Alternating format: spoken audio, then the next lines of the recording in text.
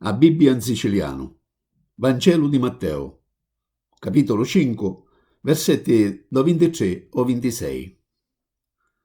Su però porti lo tuo dono all'altaro e data ricordi che tuo frati avi qualche cosa contro di tia. Lassa lo tuo dono già davanti all'altaro e tornatinne a reri di unne vinisti. Prima abbessa sta cosa con tuo frati e fai pace con dillo. Poi torni a reri e presenti lo tuo dono. Mentre sta camminando quello passata, mettiti subito d'accordo, perché ti ci acchiappasti e magari per non avere problemi a caliggi e finire in galera. Ascolta chiedo che ti dico, se non paghi fino all'ultimo denaro, arresti carcerato.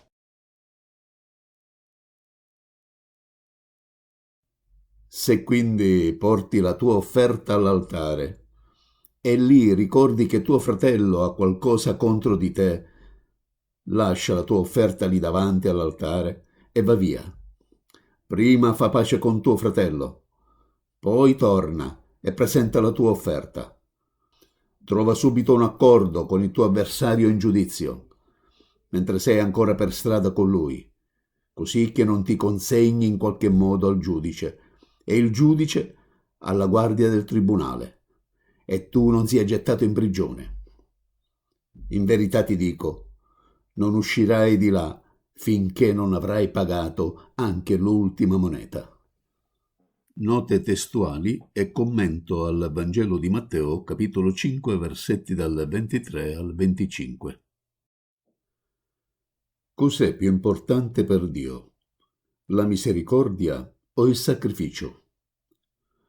Gesù lo spiegò chiaramente parafrasando le parole che Geova fa dire al profeta Osea. Infatti, a darmi gioia è l'amore leale, non il sacrificio, è la conoscenza di Dio, non gli olocausti. Si trattava dei giudizi di Geova contro l'infedele Efraim. Le uniche due occasioni riportate dall'evangelista Matteo in cui Gesù fa riferimento a questo era l'atteggiamento dei farisei e la loro estrema considerazione legalistica di ogni cosa. La prima occasione è quella relativa ad un banchetto programmato in casa di Matteo, esattore di tasse, una classe malvista dai farisei. Voglio misericordia, non sacrificio. La seconda, sempre in risposta ai farisei, che questa volta si lamentavano dei discepoli di Gesù, che per fame di sabato raccolsero delle spighe per prepararsi del pane da mangiare. Al disappunto dei farisei si vede Gesù rispondere con le parole: comunque, se aveste capito cosa significa questo, voglio misericordia, non sacrificio, non avreste condannato degli innocenti. Infatti, il Figlio dell'uomo è Signore del sabato.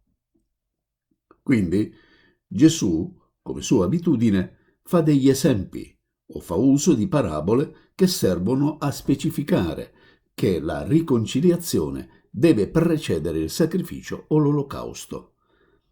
Questo non vuol dire che il culto, o come indica il significato latino di cultus, cioè l'adorazione, sia sotto forma di preghiera, di canto, di studio, di evangelizzazione o d'altro, non siano importanti.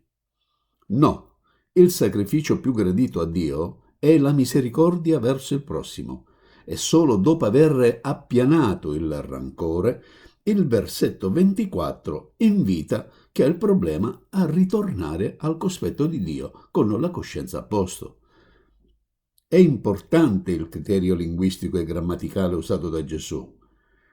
L'espressione "lì ti ricordi" ci porterebbe a credere all'uso dell'ironia da parte di Gesù, come a dire lo sai che sei peccatore e che qualche peccatuccio lo hai commesso, oppure, cosa più realistica, far capire che davanti a Dio bisogna dire tutto e aprire il proprio cuore.